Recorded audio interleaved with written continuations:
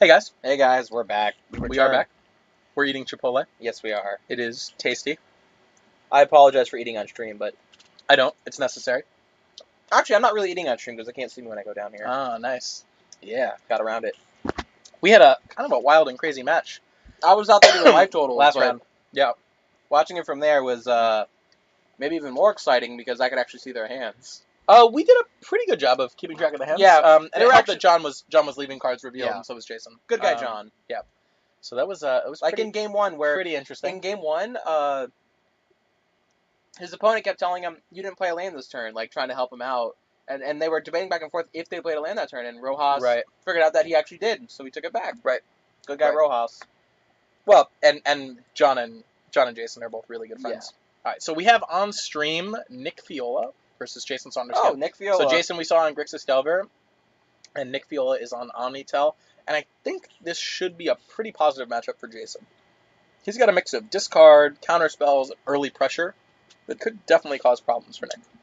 You know, if you notice, Grixis has really, made, it's like the new up-and-comer, you know? I remember, at least a few years ago, I didn't really see very many Grixis decks. It's a fringe deck in Legacy still. We have more in our local metagame than Yeah, exists. that's what I mean. In our meta, like, everyone's playing Grixis now. In our meta, it's more popular than it is in the wider meta, for sure.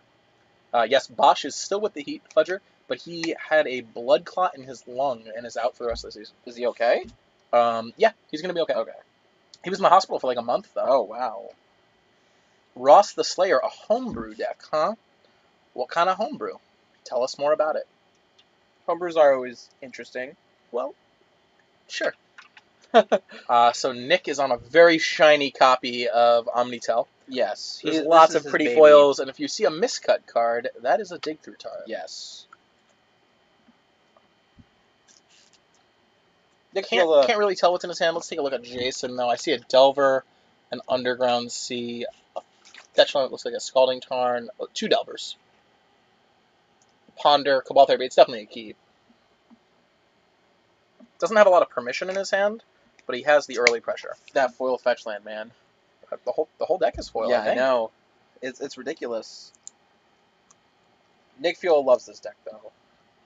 This is his deck. He's been on some version of Omni-tell for a really long time. Yeah. He's just going to get us started by fetching for the Volcanic Island. If you're familiar with Omni-tell, a lot of times they're playing mono blue. Yeah. But Nick is playing a red-blue version with Burning Wishes. That's what the red is for. Also, Pyroblast off the board. Yeah. And Pyroblast is a really powerful card, especially Sure. in our meta. Sure is. He's going to cast Preordain. Looks like he found a Brainstorm and a land off that Preordain. Power level-wise, Fudger, I think that Grixis Delver is more inherently powerful. Blue-Red Delver turns into more of a burn deck now. That is certainly what I'm playing. Right. Post-Delver banning, or post-Treasure Cruise bannings. I really like the Cabal Therapy factor out of Grixis, though. Cabal Therapy with cards like Young Pyromancer is really very sick. powerful. It's a really, really cool combination, and you're going to want to play cards like Gataxian Probe in your deck anyways, which naturally pair so well with Young Pyromancer and Swift Spear and Cabal Therapy. Yeah. There's a lot of cool synergy in the deck. It's a very back-breaking interaction to possibly remove that many cards in one turn and still get a token out of the deal. Sure, two cards in the turn and get a token, or 3 cards, oh. Alright, so turn 1 Delver from Jason to no one's surprise. And he did fetch up the Volcanic, so he has both colors of land. Looks like Ancient Tomb, Show and Tell, we're just going for it. Going ham. Do you have the Force? He doesn't have a Force or a Daze, I don't think. I mean, a Daze is sick here, but I don't think he has it. Yeah, I don't see it. And Nick just decided to go for it. Here we are. And you're going to see him put Omniscience into play. Yep. Oh, that's scary. No, Jason, that's in play now. Like, once you put it down, it's in play. Yeah, there we are. And now we're going to cast a free dig through time. Oh, it seems like he's already getting started.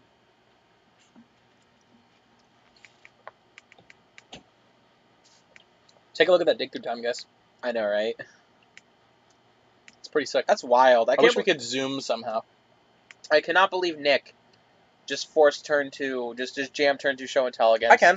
He's got a lot of cantrips in his deck. And he knows he's not afraid to lose. And he knows that Jason is playing discard spells. So there's no guarantee that, like, trying to find protection for your combo is really the way to go. Yeah, right? So he cast one Dig Through Time, and now he's casting a second Dig Through Time that he got off the first one. These spells are all free because of the Omniscience in play. These spells, doesn't matter. Doesn't matter what they cost mana-wise, because... Yeah, Geo, those are hand-cut Dig Through Times. They're non-factory cuts. But they're still pretty sweet. There's a Burning Wish for the freezies. If you were wondering if that was a Judge promo Burning Wish, the answer is yes. Of course it is. And he's going to get Enter the Infinite, and he's going to draw his deck. And Jason sees the writing on the wall. Oh, actually, no, he doesn't. He's going to look... Is he going to look through his deck first? No, he scoops him up. Scoops him up! Let's take a look at the sideboards. That was wild, man. I didn't expect the game to end that quickly. If Omni-tell is winning this matchup, it's going to be pretty quick. Yeah. If Grixis Delver is winning this matchup, it's going to take a little bit longer. So let's take a look at Jason's sideboard first.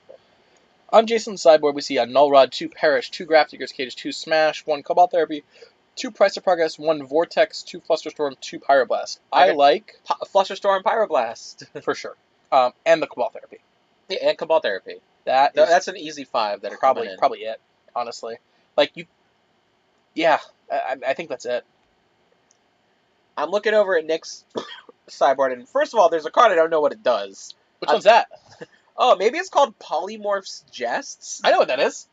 It's 1 colorless, 2 blue, instant. Yeah, Rust Slayer, you can go ahead and post your link. Go ahead. Just don't spam links. If you want to post one link every once in a while, absolutely you can. Antimatter Horse, I don't have a picture of the miscut right now. I'll see if I can get Nick in here to show it off later. If Nick wins, when he comes in here, you can show him off. Sure. That's reasonable. But if you're Nick, what do you bring in here? Honestly, not much. Keep in mind that he has a wish board. Yeah. So a lot of these cards are on the board just to wish for. They're not. They're there to have 4 copies. You could consider defense grids. Yeah. They make Jason's counter magic a lot worse. That's probably it. Like the Show and Tell, the Enter the Infinite, the Tendrils, the Eye of Nowhere, the Pyroclasm, the Trap, the Jest, the Wipe Away, and the Trick Bind are all there as wish targets. Yeah. So you're never boarding those cards in. No. The only cards on the board are really the 3 Grafdigger's Cage and the 3 Defense Grid. Yeah. He's essentially got a 6-card sideboard. Yeah. The rest of them are there to have 4 copies because of his wishes. He's not going to bring in the Grafdigger's Cage. The only target in Jason's deck is Cabal Therapy. It turns off half the therapy, and it's not worth it. Yeah. And the Defense Grids, they might come in. I mean, they make cards like Daze and Forcible a lot worse out of a Delver deck that's tight on mana. It's an interesting spot. So we'll see. Defense Grid also does slow you down. It does. It does definitely slow you down. And like we said before, if Nick is winning this matchup, it's probably quickly. Yeah. That's my concern is, you don't want to look at your hand and see a Defense Grid when, you could possibly be, be going faster. Like, going a turn earlier or something. Fudger, I would choose Bug Delver over Grixis Delver, but I am a Bug player at heart. I think Deathrite Shaman is one of the most amazing Magic cards I've ever played with. So that's a pretty good one. I would play Bug Delver for sure. I have Bug Delver built. I love it. I play it all the time. It's super powerful. Can be built in a couple different directions. You can go the more blue route with Stifles, or you can go the more black route with Hymn to Taurox and the Liana of the Veils. Both are good. They're good at slightly different things, but they all have that core of Deathrite Shaman, Delver of Secrets, Tarmogoyf. Yeah. And which that's are just an 3 awesome, powerful cards. awesome core of creatures to have in a deck. The deck feels really unfair sometimes. It's awesome. All right, and so Jason's going to lead us off. He has a Force of Will and a Daze in his hand, and a Swift Spear, so he's got the turn 1 pressure, which is really important. Followed by a Probe, not bad. Okay, this is a good start for Jason. You got to see Nick's hand. Oh, so he did bring in Defense Grid. That's the artifact there at the bottom of the table. Looks like Defense Grid, Cunning Wish, Dig, Burning Wish, Island, and then the foils they just glare me right out. I think that's a Brainstorm at the top, but I can't tell what the second to last card is, but I think it's a fetch land. Yeah, I think it's an Island and fetch land and then Brainstorm. Correct.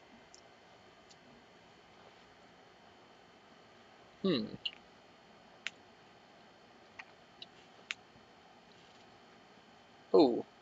Let's see. Let's see. I don't think he's I gonna saw. Draw, he's going to draw off the probe and pick up. Ooh, another underground. All right, that's a slightly mediocre draw, but he's going to get in for 2 here. Did he have another land in his hand? I think so. Okay. And that deck is really, really mana efficient, the way he has it built. You're definitely not wanting to draw too many lands. All right, looks like Nick is going to be leaving his cards revealed for us, taking up the entire the entire board. Oh, you're right. That card is a Force of Will. It's not a fetch land. So Nick kept a 1-lander. Oh. It's risky in one sense, but on the other sense, it's not. It's not risky in the sense that Nick's deck plays 12 or 16 1-mana. Is he playing Gitaxian Probe? I don't know. I don't think he is. So if he's not, he's playing 12 1-mana cantrips. If he's playing Probe, he's playing 16. Yeah. So the odds of him drawing a 1-mana cantrip on any given turn are really high. And he has a Brainstorm in his hand, so... He does. It's a little bit awkward brainstorming here. Grandpa Socks, it's up to him. This is not competitive REL. If he wants to leave his cards revealed, he can. I'm certainly not going to front him for it. I like being able to see what's in his hand. It's totally fine. It's a little bit awkward how far out in front they are, but that's true. But it's fine. As long as everybody knows why they're there, then we're good to go. I'm sure if he brainstorms, you'll see him pick up those cards. For sure. If he decides to end of turn brainstorm here, I really like an aggressive Force of Will from Jason. He knows what the contents of Nick's hand, and he knows that it is not good. Well, Ross, you have to understand that a lot of us, Grandpa Socks, a lot of us here are friends, Yeah, we want to win, but we also, it's like, I'm just going to play with my hand revealed, I don't mind doing it. It's not even that. If Nick decided not to play with his hand revealed, then Jason would just write all the cards. Yeah, that's what I mean. Yeah, he would write it down. So he's just saving everybody a little bit of time. That's all. All right, so it looks like Nick naturally drew the land off the top, which is great. Yeah, and it's a fetch land. Yep. Decided not to crack, though, and play the defense grid.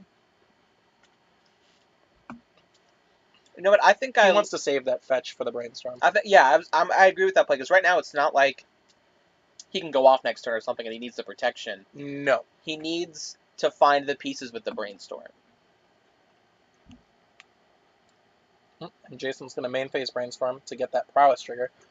So one of the interesting things that Monastery Swiftspear has done to Legacy is it's caused more main phase brainstorms. Yeah. We just saw Jason put a Price of Progress on top of his deck.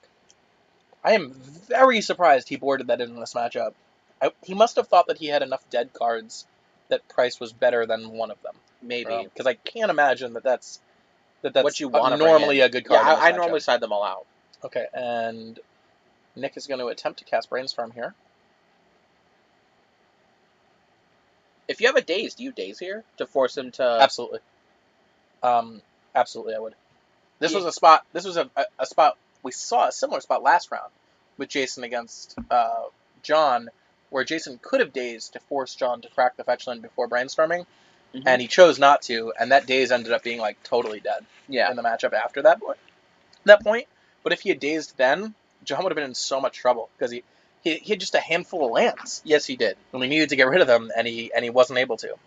He was able to because of the brainstorm, but if Jason had chosen to daze there, it would have been it would have been much better.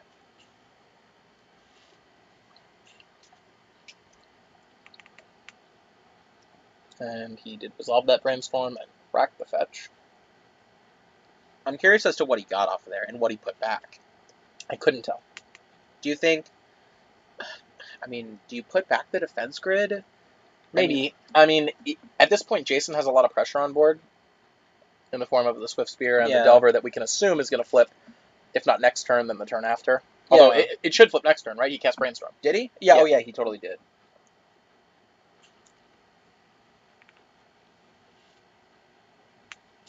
He might feel like defense grid is too slow, so that's why he'd put it back. Could be. Yeah, could be. So we're just checking life totals real quick. Yeah. And Crucible of Worlds is not banned in Legacy now. No, they're discussing Rostless Layers brew. Oh, okay.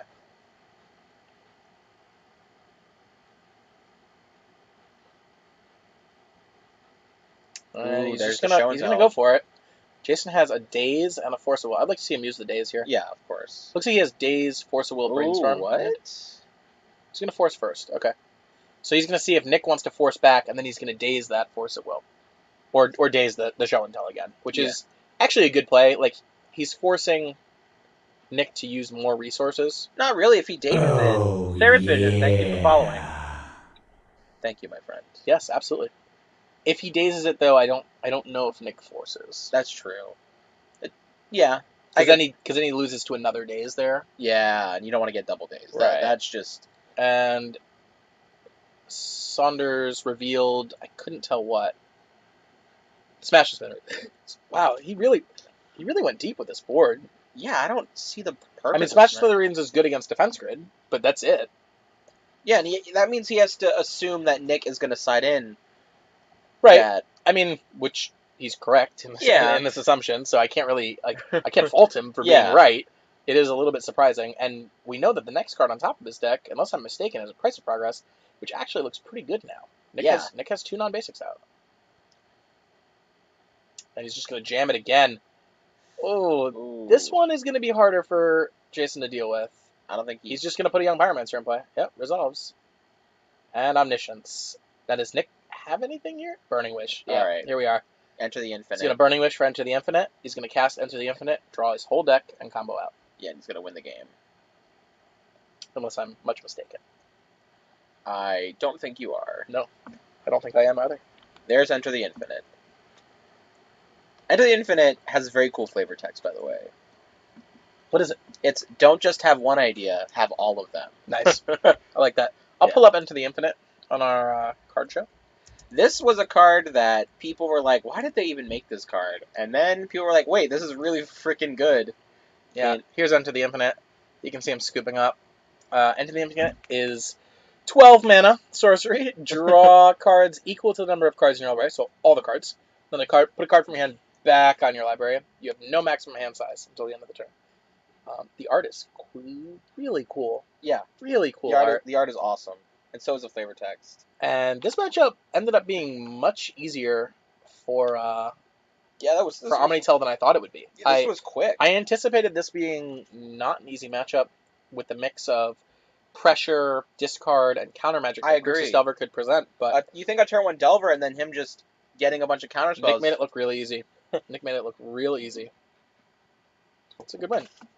Yes. That went a little quick, so we're going to get you a bonus match with Rojas and Dave Wintower. Okay, so we got a bonus match coming on camera